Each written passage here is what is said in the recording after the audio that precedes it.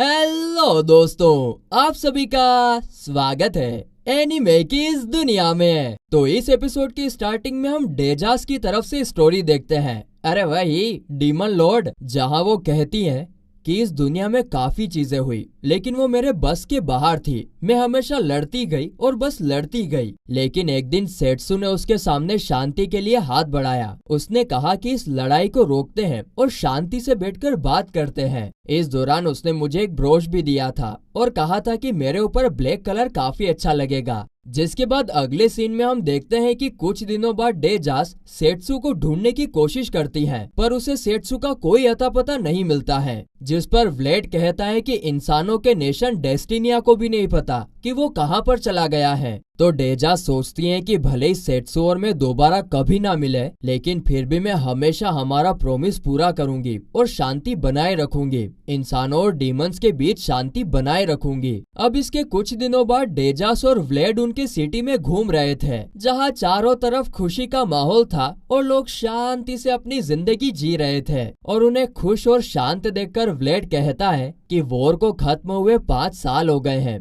और हमारे लोगों को ऐसे खुश देखकर काफी अच्छा लग रहा है। जिस पर डेजास कहती है कि हाँ, और हमारे लोगों ने भी इसके लिए काफी मेहनत की है। लेकिन तभी अचानक से डेजास का ब्रोश टूट जाता है। तो व्लेड कहता है कि मैंने सुना है कि डेस्टिनिया में काफी शानदार ज्वेलर है, मैं वहाँ से इसे रिपेयर करवा लूंगा। जिस पर डेजास उसे थैंक्स कहती है। लेकिन फिर एक दिन जब डेजास और उसके रॉयल ऑफिसर्स कैसल के अंदर थे, तभी उनका एक सोल्जर आकर कहता है कि हमारे ऊपर डेस्टिनिया ने हमला कर दिया है और अभी भी लड़ाई चालू है। तो व्लेड कहता है कि सिर्फ 5 साल बाद ही उन्होंने शांति बनाए रखने का प्रॉमिस तोड़ दिया। जिस पर डेजास कहती है कि हमें अभी नतीजे पर नहीं जाना चाहिए, और इतना कहकर वो अभी अपने ऑफिसर को सिर्फ लड़ाई के लिए प्रिपेयर होने का ऑर्डर देती है और साथ ही में उसके 2 ऑफिसर्स को डेस्टिनिया जाने का कहती है ताकि पता चल सके कि वहाँ पर क्या हो रहा है। लेकिन ऐसे 1 महीना बीत जाता है। जो लोग डेस्टिनिया गए थे,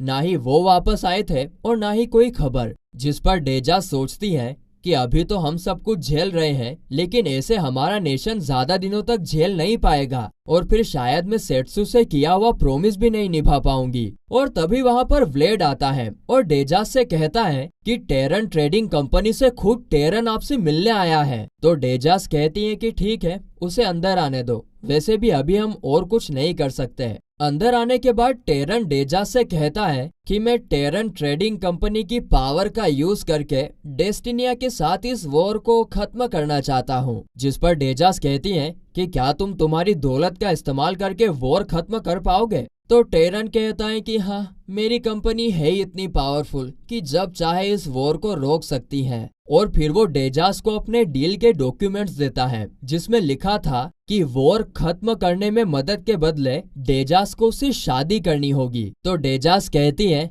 तो तुम मुझे अपनी वाइफ नहीं स्लेव बनाना चाहते हो, है ना? जिस पर टेरन कहता है कि मैं तो बस तुम्हारी खूबसूरती को अपने बस में करना चाहता हूँ, तुम इसे जो चाहे समझ सकती हो। आगे वो एक कर्स्ड नेकलेस निकाल कर देता है और कहता है कि इस नेकलेस को पहना कर मैं शादी पूरी करूंगा। उस कर्स्ड नेकलेस को देखकर वहाँ पर मौजूद सारे लोग शॉक हो जाते हैं, क्योंकि वो कर्स्ड जो नेकलेस पर लगा हुआ था वो काफी ज्यादा पावरफुल था, जिसे खुद डेजास द डीमन लॉर्ड भी मिटा नहीं सकती है। जिस पर डेजास कहती है कि लगता है कि तुम पूरी तैयारी के साथ आए हो। तो टेरन कहता है कि यह तो बस मेरे तुम्हारे प्यार के लिए निशानी है। जिस पर डेजास कहती है कि मुझे इसके लिए सोचने का टाइम चाहिए। जिस पर टेरन कहता है कि मेरे पास तो काफी टाइम है, पर शायद तुम्हारे पास ज्यादा टाइम नहीं है, इसलिए सोच समझकर जवाब देना। अब इसके कुछ टाइम बाद व्लेड डेजास के रूम में आकर उससे कहता है कि आपको ये सब करने की कोई जरूरत नहीं है, आपके लिए आपकी आर्मी और मैं, हम सब मर मिटने के लिए तैयार हैं।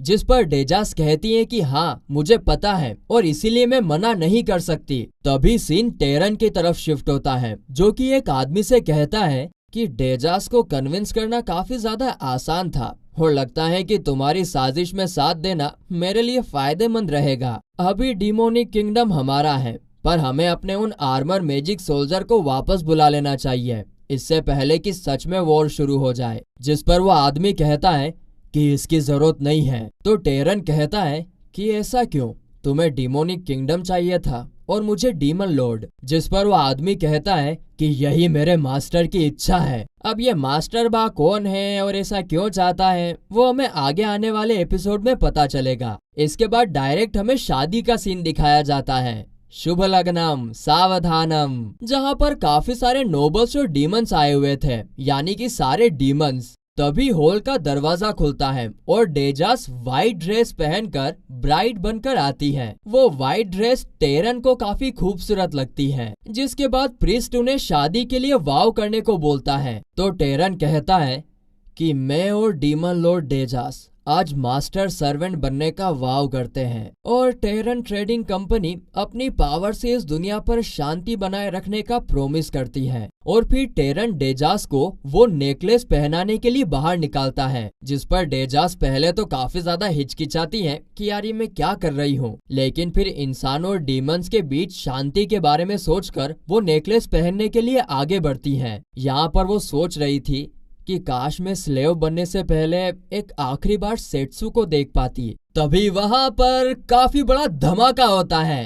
अरे अक्की पब्लिक को मालूम है कि कौन आ गया, तुमको नहीं मालूम? और ये देखकर सभी नोबल्स भागने लगते हैं, ये सोचकर कि इंसानों ने हमला कर दिया है। लेकिन उस धमाके से यूकी बाहर निकलकर डेजास से कहता है कि मैं तुम्हें बचाने आ गया हूँ प्रिंसेस, जिसे देखकर डेजास पहचान जाती है कि ये तो सेट्सू है। तो यहाँ पर यूकी को देखकर टेरन अपने सोल्जर्स को उस पर अटैक करने के लिए कहता है, जिसे सुनते ही वो सोल्जर्स उस पर अटैक करने के लिए आगे तो बढ़ते हैं, लेकिन लेविया उन सबको अपने अटैक से रोक लेती है। तभी वो आदमी जो टेरन से पहले बात कर रहा था वो लेविया पर अपने शेडो मैजिक से अटैक कर देता है, जिसके कारण लेविया कहीं भी मूव नहीं कर पाती। और बस इसी मौके का फायदा उठाकर वो फिर से लेविया पर अटैक करके उसे इंजर्ड करने ही वाला था, लेकिन यूकी उसके अटैक को रोक लेता है और अचानक से उसके पीछे जाकर उसे एक भड़ंड देता है, जिससे वो आदमी दूर जाकर गिरता है। मगर फिर वो आदमी दोबारा खड़े होकर कहता है कि मैंने एक्सपेक्ट नहीं किया था कि हीरो सेट्सू यहाँ आ जाएगा, मुझे इसकी खबर अपने मास्टर को जल्द ही देनी होगी। फिर वो आदमी सेट्सू पर अटैक कर देता है, तो सेट्सू उसके अटैक को अपने हाथों से रोक लेता है और फिर दोबारा से उसके पीछे जाकर उसे एक खतरनाक वाला भड़ंड देता है,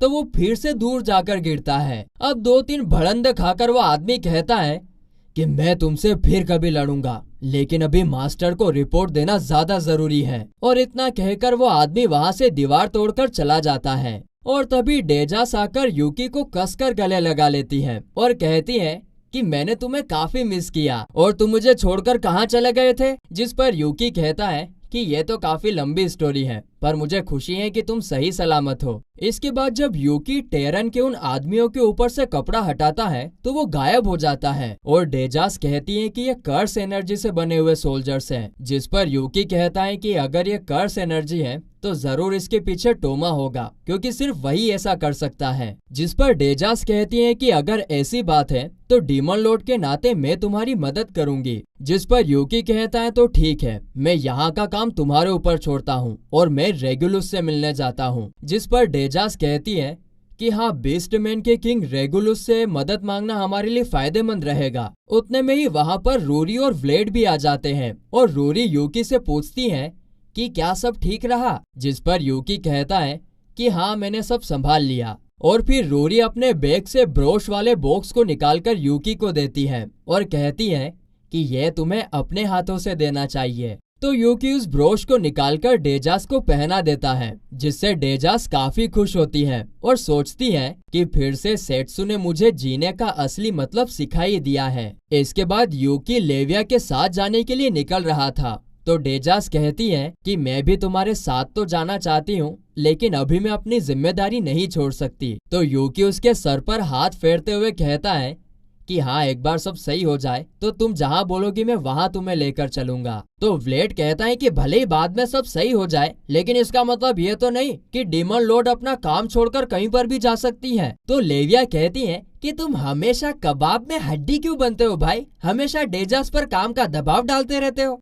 यहाँ पर रूरी भी कहती है कि डीमन लॉर्ड ने मुझे यहाँ पर अपना खुद का शॉप बनाने की परमिशन दे दी है, अब मेरा खुद का शॉप बनाने का सपना पूरा हो जाएगा। तो डेजास कहती है कि तुमने मेरा कीमती ब्रोश मुझ तक पहुंचाया है, तो उसके लिए मैं इतना तो कर ही सकती हूँ। आगे व्लेड यूकी को उसकी मदद के लिए थैंक्स बोलता है और कहता है कि जब भी तुम्हें मदद की जरूरत होगी हम जरूर आएंगे। इसके बाद यूकी और लेविया बीस्ट किंगडम में जाने के लिए निकल जाते हैं। और फिर गाइस इसी के साथ ये एपिसोड यहीं पर खत्म होता है।